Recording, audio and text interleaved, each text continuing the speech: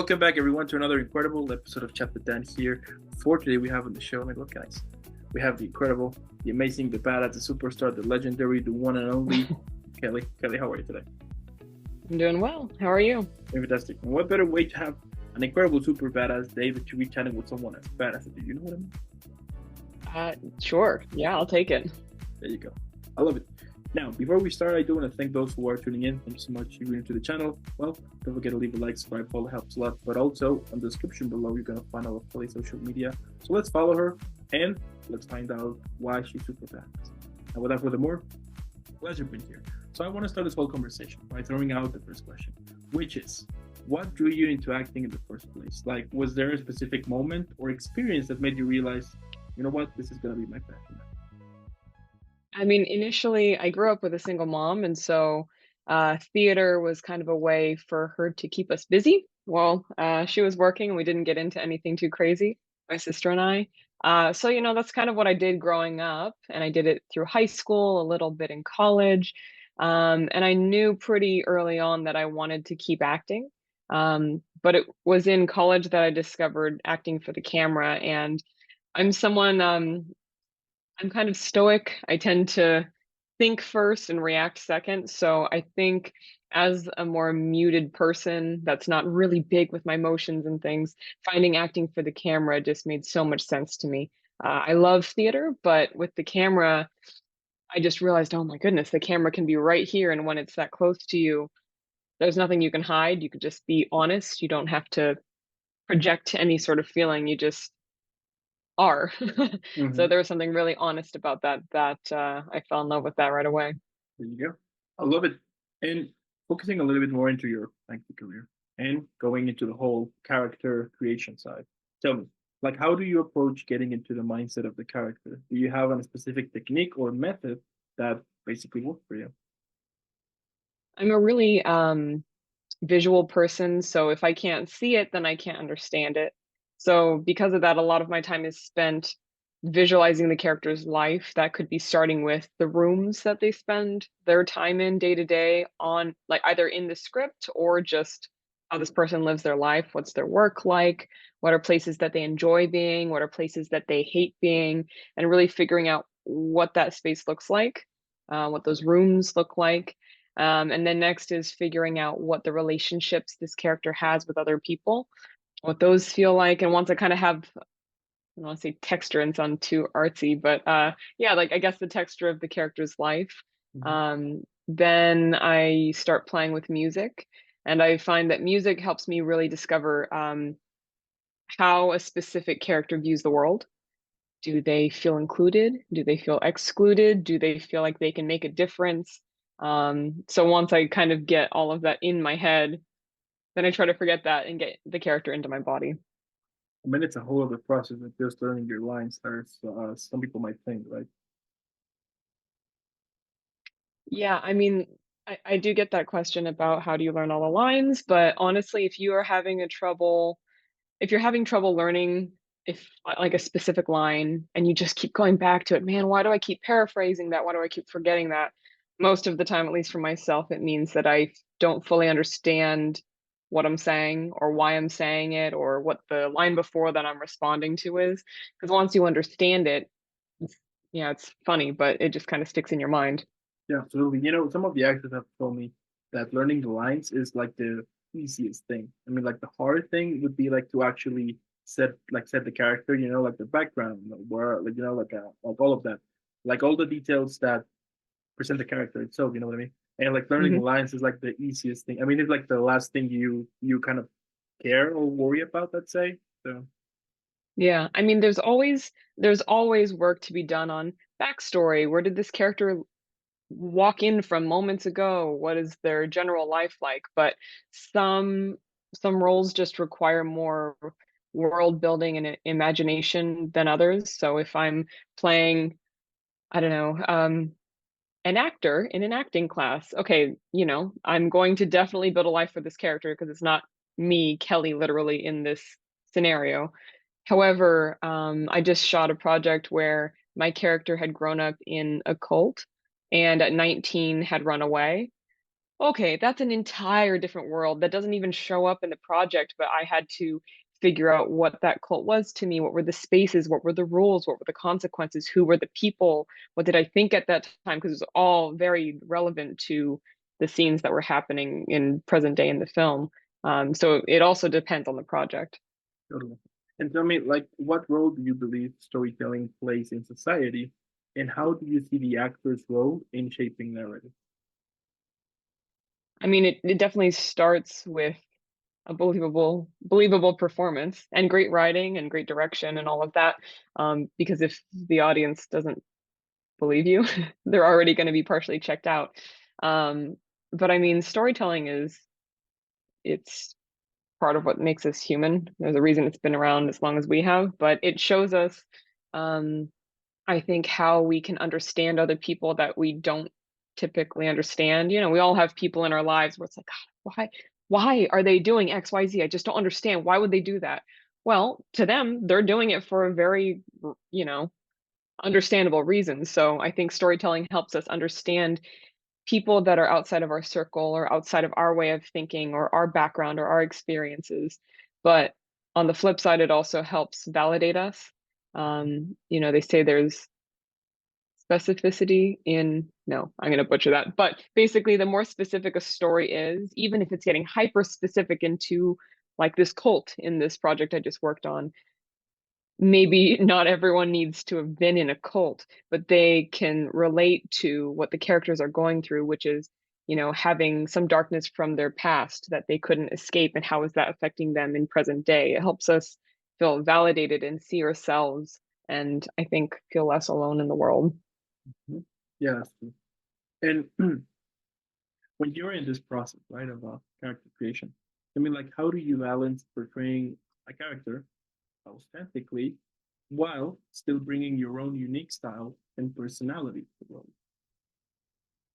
Yeah, no, that's a great question. I think for me, it usually it's different for every character, but it starts a lot with, for me, the worldview. Where did this character come from? Did they come from a loving home? Were they always on the run and they never had security? Where are they now? Are they comfortable? What do they want? And I think I usually don't have to work on what I relate to. That usually comes pretty second nature, sometimes to detriment to where I need to look out for that and be like, okay, well, I'm taking this relationship for granted. Let's say my relationship with my mother. I, Kelly, have a wonderful relationship with my mother. So if I'm not paying attention to every little detail, perhaps when I'm building a character, of course, they have a great relationship with their mother. And then maybe I have to stop myself and actually differentiate it from Kelly's life, depending on the story. Or if, let's say, this mother character isn't a big part of the story I'm working on, maybe it's just fine to leave it as it is, you know, don't fix what's not broke. But I don't know if I quite answered that, but it's a little bit of both, I would say. But I don't ever have to work on bringing myself to a character, I don't think. Mhm. Okay, I'll take it. Now, is there a particular genre or type of character that you haven't portrayed yet, but you would love to explore that anytime in the near future? Yeah, I'm waiting to get to play a real nasty, in control, arrogant villain. I think that's something that in class or anytime I've had the opportunity to play with characters like that, Um, it's really fun and it fits really well. Not that I'm a nasty, arrogant, villainous person, I hope, but you know, there's something about playing with the battle of power that is so fun in stories because it's fun to see, it's fun to take it, it's fun to lose it when you're not expecting it. So yeah, some sort of scenario, at least where there's a huge power battle, but ideally where I get to be the bad guy. Thank you. Now, it's so interesting because, like, with some of the actors I've interviewed, they always telling me that I mean, for those who have played the villain, that they love it, that it's kind of the best thing ever. And for some of them who haven't, they're like excited about it. Yeah, it's true. I mean, at the end when you're playing the villain, I mean, it's expected for you to go all out. It's like you're allowed to do kind of everything because you're the villain. Hmm. So yeah, I mean, I think, yeah, I mean, I would assume that sounds super fun. I mean, it is. It sounds fun, basically. So I think there's certain things that and it doesn't even you don't even have to be the villain for this to happen, but getting to play characters kind of gives you this permission to do something that you might not feel like you could do in real life. For example, being on camera, I don't feel shy at all if I'm playing a character. The moment you have me in an interview, I start getting nervous because I'm not playing a character. I'm just being me. But there's opportunities for all sorts of characters, especially villains, but all of them, where it's like, oh gosh, well, Kelly would never dream of ending a phone conversation without saying goodbye and just hanging on up on someone, or flipping a table in the middle of a scene. But when you have permission to do it, oh, it's very freeing. Yeah, that sounds pretty fun. I mean, and who knows? Maybe at some point you will even have your own action figure. That'll be cool. I've done a few action things before. They're very fun. I think when there's physicality involved, um, as well as, of course, the storytelling with dialogue and everything. When you mix them together, it's just so much fun. Totally, totally. And how you handle the pressure and expectations that come when you are about to present a character. Do you mean on set or like in an audition or both? Let's say that you get the role, you're good to go, you're about to play the character for the first time. Like how you handle, Hmm. yeah, like that pressure and expectation. Sure, sure. I mean, the first place my mind goes is when it's like your character is supposed to cry and you don't know how many takes it's going to be, and you don't know which shots are going to come first. Are they going to shoot the other person first? Are they going to shoot you first? Whatever. I think the best thing to do is to just focus on what role you're playing. So, I'm also a writer and a director, but when I'm acting, I have to remember to take all the hats off and just wear the actor hat. And I think that applies when you're on set because I'm at that point, I am the character. I'm not being really even an employed actor. Just need to be the character. I need to really focus on the scene that I'm in, the room that I'm in, the conversation I'm having with the other character. And as much as Kelly is freaking out about, oh my gosh, do you know how many people are here? Oh, you can't mess this up. Oh, pressure's on. You have to kind of tune that out. Not even tune it out, just calm it, let it exist because you're never fully going to get rid of it, but just calm it down. And the focus needs to just come back to the other character or the character that you're playing. Hmm. Hmm. I love it. And what do you enjoy the most about this whole process of bringing a character to life? It's the same reason that I write, honestly. I'm just fascinated by people. I talked a little bit about understanding other people. When you're playing a character, you can't judge them, no matter how questionable or despicable their actions or their thoughts are. Um, you can't judge them. You have to understand, why did they do this? How could somebody be driven to the point where they X, Y, Z? Um, and I think that's fascinating. We have all these personality tests, horoscopes, all these things that people subscribe to. And, a lot of people do fall into these different categories. But what I think is fascinating is how many variations of a Sagittarius Libra rising. I don't know what I'm talking about. But you know what I mean? Like you can have Hmm. 20 of the same horoscope, people with the same horoscope, or 20 people with the same Myers-Briggs personality test, and they're going to be completely different. And you'll see how those things that people tie them together with as similarities can exist in very different ways. Like I'm really big on using Enneagram personalities for writing to help build characters. And for example, the one personality, there's a lot about morals and what is right and wrong. But right and wrong to Captain America and right and wrong to I don't know why Dr. Octopus is the first villain coming to mind. Right and wrong to them is going to be very different. It's not about what they want, it's what they just believe needs to happen. And then you can have a third iteration of that, or someone who works with really high stakes technical things. There's a very different iteration of what is right and what is wrong. So to me, it's a long way of saying the more I learn that there's more to learn about people. And I just find all the different iterations and nuances very heartwarming and yeah, fascinating. Yeah, I mean it's amazing, like learning so many. I mean, I do believe that every story deserves to be told. You know, even though I mean, like when you hear someone's like someone's story, I mean, you can also at the same time can get the chance to learn some things about yourself, right? And I find that Hmm. pretty. I mean, I find that amazing. That is also like one of the reasons why I started this platform, for example, like the fact that I was able to interview people from all over the world, basically, and to learn about their story. And I mean, it's incredible because I was saying, I mean, perhaps like during that time you are facing something as someone else did back then, you know, and in their way how they solved that situation, perhaps you could use some of it in order for yourself. You know what I mean? And it's the same thing like on Hmm. movies and on theater, TV shows, like all of that. I mean, when they present the characters, even though that they're not real, let's say, still, I mean, you can get the chance to learn a little bit from it. You know, you can. I mean, who knows? Regardless if it is a character from a historical event or from a superhero film, for example. I do think at the end of the day, there are real emotions, and I do think that that is one of the things that Hmm. at least until this day we have kind of a us as humanity somehow we have forgot we are kind of forgetting our emotions and we are focusing more on other type of stuff. You know what I mean? So Yeah. I you think know. it all comes down to empathy, understanding, compassion, even if you don't agree with why someone is doing whatever they're doing, if they have good intentions, even if they're destroying things, at least you can not necessarily forgive it, but you can understand why they would be doing that. Mhm. And it helps you learn about yourself too. Totally, So, totally.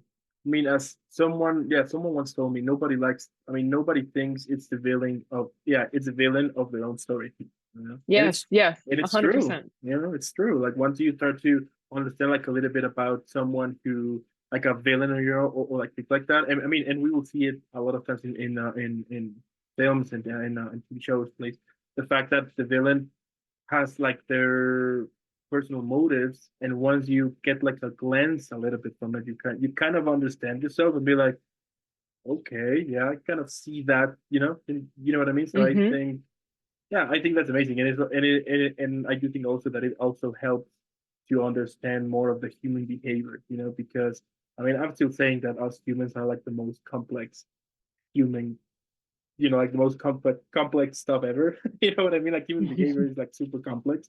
But I do think that that is where TV shows, films come, so they can kind of show us like a little bit of it, you know, so we can understand like a little bit, and also help us understand ourselves a little bit more, you know. So.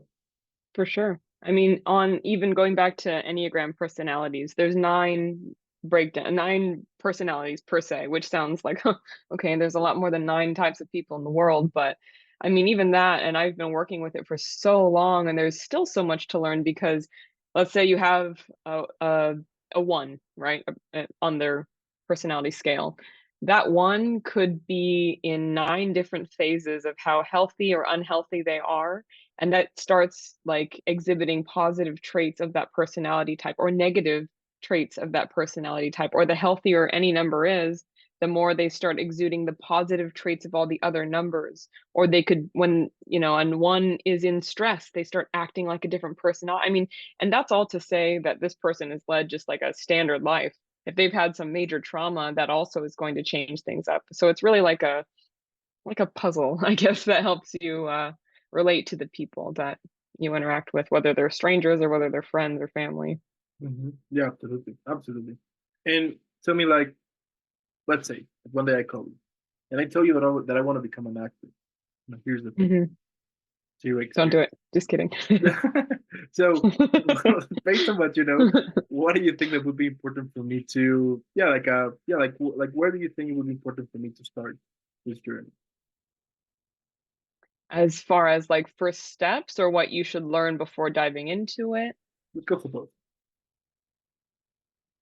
first steps, I would say to start taking some acting classes, which actually leads into the other thing I was going to say, which is, it can be a pretty rough industry, definitely rough to make money at it.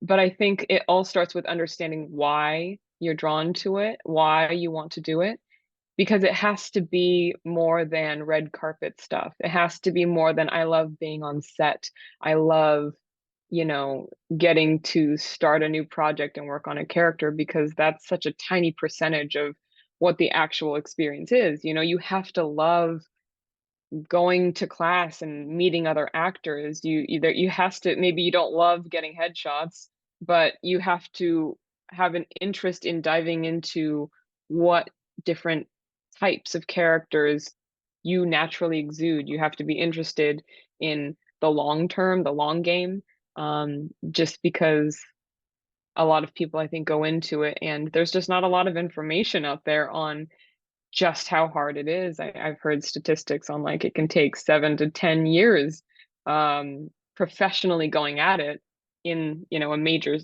city before you even start getting momentum for a lot of people. And yes, of course, some people get lucky breaks, and that's exciting. But I I'm one to prepare for the harder outcome and perhaps lightly hope for the better outcome, but at least I'm prepared that it could be a long time before you start getting momentum. Um, so I think bottom line is know why you want to do it, and you have to love it. You have to not be able to um, not try. Sounds like a plan. I'll tell you what, if I ever become an actor, and if at some point I decide to write my memoirs, I'll be mentioning you in my thank you Mhm. speech. Kelly told me to go into acting class after she told me to not do it. There you go. And tell me, yeah, like moving forward, like a little bit. Tell me, like, how you handle the whole rejection side of the whole acting. I mean, nobody likes being rejected, of course. So how you handle that and not letting that rejection to affect you in your on your day to day basis. Let's say. No, it's a great question as well. I mean, this is going to sound weird, but I genuinely rarely see them as rejections, if ever, anymore.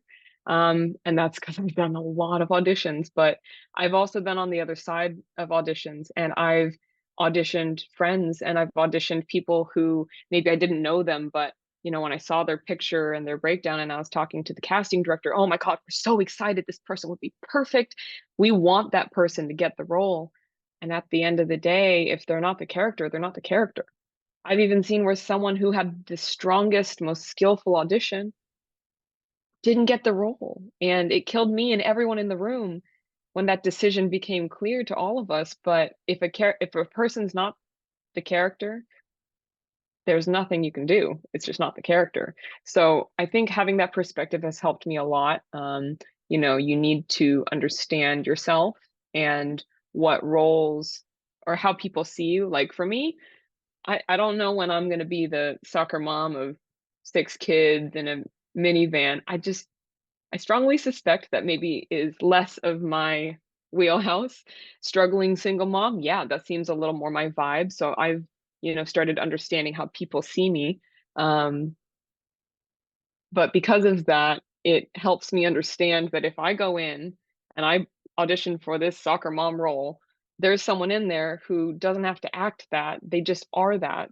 So in a sense, it's not a rejection. It's just they're trying to pick which flavor makes the most sense for the story.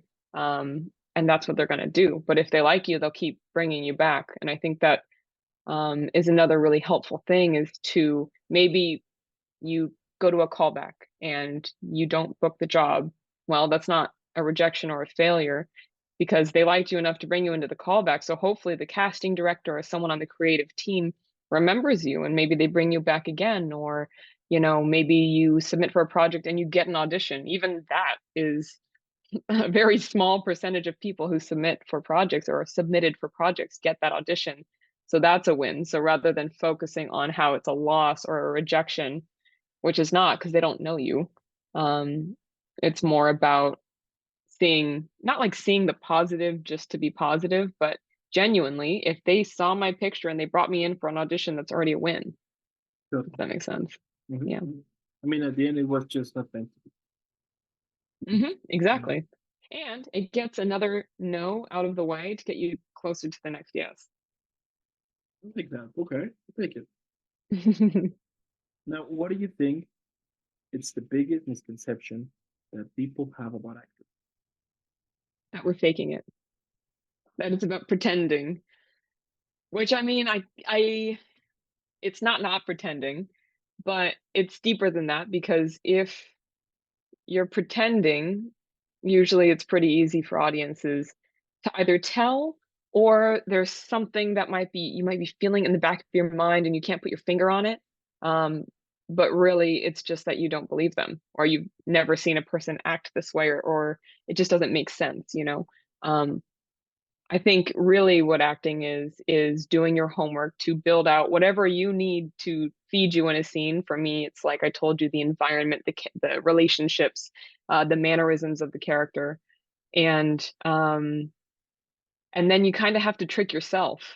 I don't know how to fake cry.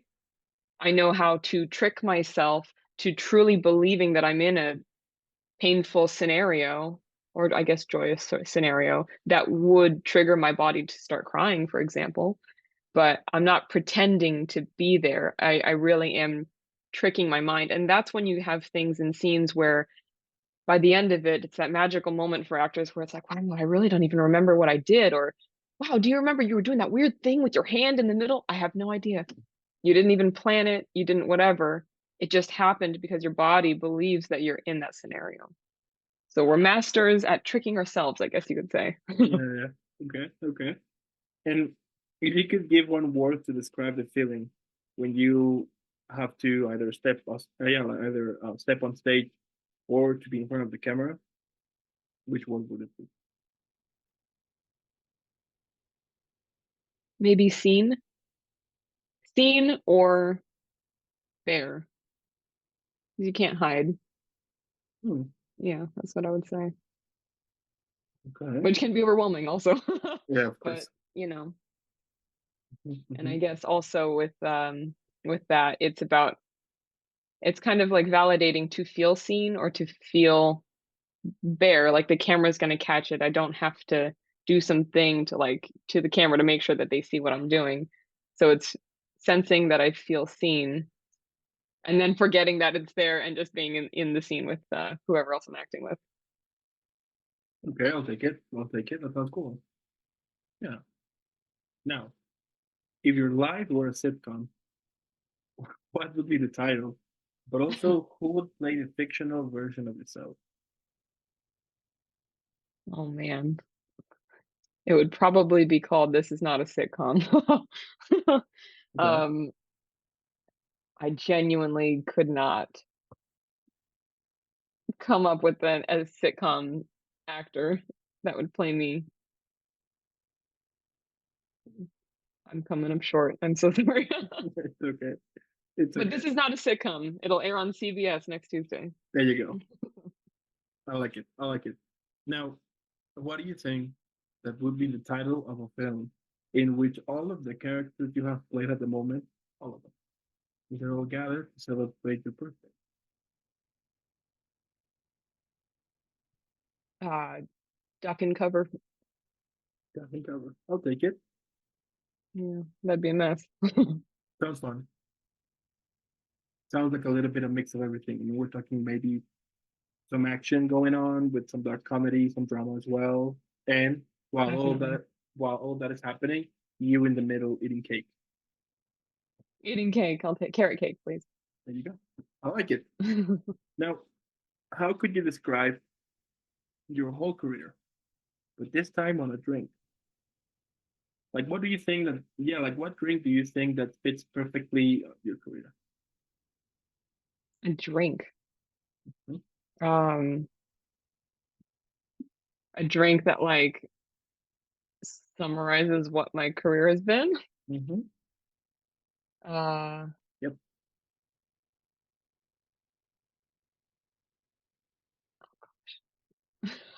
Take your time. It's fine. I mean, that question usually takes, it's okay. yeah, yeah, I've never tried to put my career into a drink before. I don't know, maybe something bubbly that does not taste like what it looks like. Help me out here. Okay, something bubbly like champagne, perhaps.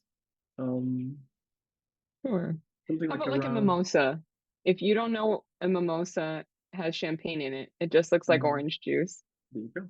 But there's like little pops happening. But when you drink it, then you find out that there's bubbles and there's a whole lot going on under the surface. How's that? I'll take it. I'll take it. But here's the thing: instead of calling it a mimosa, how should we call that drink? That will, I'll go to a bar, and I wanna try, I wanna see how your career is. So instead of ordering a mimosa, how should I call that thing? I just try it. I don't know. I'll take it. Just try it. Yeah, sure. I'll take it. Sounds fun. Sounds intriguing. I'll take it. And tell me, like, what motivates you? We all have those days that basically we just quit. It's inevitable, happens to all of us. So how you stay positive, how you keep on moving, regardless of how difficult a situation in your life might be, something like that. I mean, I've definitely gotten better at a little bit better, I'll be honest. But I've gotten a little bit better at taking breaks when I need to because I'm someone that if left to my own devices, I'll just work on whatever it is I'm working on for a very long time. But that's because I genuinely love story, whether I'm writing it or whether I'm putting it together for an audition or for something I'm shooting. Just diving into the characters and the possibilities. I mean, anyone in this industry, I think, knows, especially the people who are behind creative choices, which I would include actors, when it's so hard for so long, you get all these rejections, if you will, and so little move, what feels like no movement, or you get close to things and you don't quite get there. I think the reason that it's all worth it is because we get to dream bigger than most people on the planet, I mean, what we're aiming for, just tell stories and make movies, play not pretend, if you will. I mean, that's a pretty magical thing. Even getting to dream that big is already a privilege, I think. So to me, that's what a lot of it is. I think also the fact that I write and I direct as well as acting has helped tremendously. When the pandemic was happening, for example, or even the strikes, it's been a rough 4 years for the industry. When things aren't coming to me, I can always sit down, press a button on my keyboard, and it immediately shows up in Final Draft to write a screenplay. I can press something and immediately I can see the result. And I can do that. I can write at any time. So I think that's been helpful too, is being able to have different ways to do this thing I love um, in different forms. Mhm. Yeah, couldn't agree more. I'll take it. And you know what? My last question. We can all enjoy and relax after a couple of difficult, amazing, awesome questions. Here we go. What do you think that would be the best title for this episode? Oh gosh. Little known secret, titles are very hard for me. I would defer to someone else on my team. Hey, help me find the title of this. Um, you gotta love it. How's You that? gotta love it. I'll take it. Sure. I mean, that's gonna be here on the. I mean, when you see it either on YouTube or Spotify, Apple Podcast, you gotta love it. Yeah, Yeah, I'll you take it. do. Sounds interesting. Yeah. Otherwise, it's just too much heartache. Find something else that will make you happy. But Yeah, if you it's gotta love it. this, Yeah, it's short, gotta cool. love it. There you go. Easy. I'll take it. I'll take it. I mean, at the end, what can I say? The fact that you're doing it, you're pursuing something that makes you happy. You are actually making it happen. I mean, that's incredible. I mean, we all know that following your passion or following something that actually makes you happy tends to be a pain in the butt.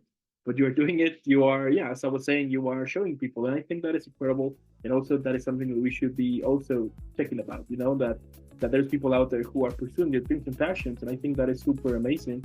And we, as a society, we should focus more on that instead of how crazy the world lately is. You know what I mean? So, I mean, I'm super sure that our next conversation would be about the multiple thousand projects you've been here because you're doing it because you care about it. And I think that is incredible. But also, whenever we will see you on a project, we can be sure that it's going to be presented in the most spectacular, badass way possible because you actually are caring about that. And I think, yeah, that's incredible. Well, thank you, and power to you for, interviewing people because you want to understand how different people approach things, and you're inspired by, people going after, what makes them feel fulfilled, and you're doing it yourself, starting your own podcast. So power to both of us. Sounds like a plan to me. I love it. I also want to thank those who tuned in this whole episode. Thank you so much. Now, as I said at the beginning, in the description below, you're gonna find all of Kelly's social media. Now, because we discover why she's super badass, let's make her viral. Hashtag Team Kelly. And again, thank you so much for making this happen. Keep rocking out there, keep shining, and I'll see you in the next one. Thank you. All right.